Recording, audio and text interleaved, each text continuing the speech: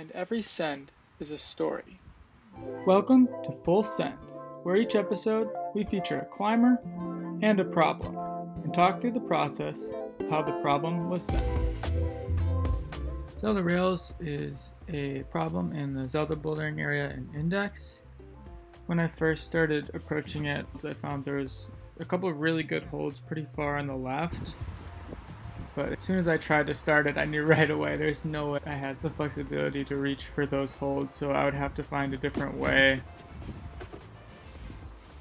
There's also a series of a little bit worse holds going directly up. There's a pretty bad crimp and then a better crimp higher up.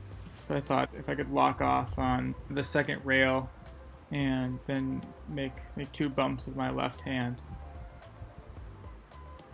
I knew that lower sequence was going to be the crux for me, so almost immediately I decided to try climbing it from kind of halfway through the problem.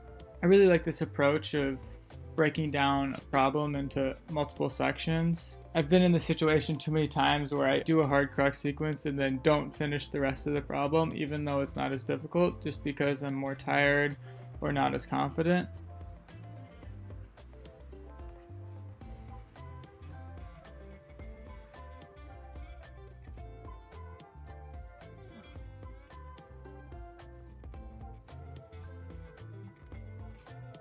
And then I knew, okay, if I can get to this left-hand crimp, I know I can finish the problem.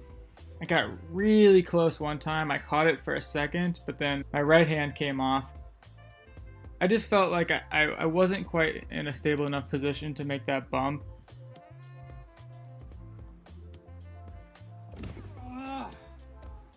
So I made an adjustment where I continued to start off with the left foot heel hook, but then after I make the first bump, which isn't as far of a reach for me, then I switched that left heel to a toe, and then I could reach more statically to the left-hand crimp. It felt really good to finally get that crimp solidly and stand up and get the next right-hand hold, and I knew I was golden from there. If you can touch your toes really easily, you could have some really different, more creative betas. It was cool to figure out what worked for me and to know that other people do the problem differently.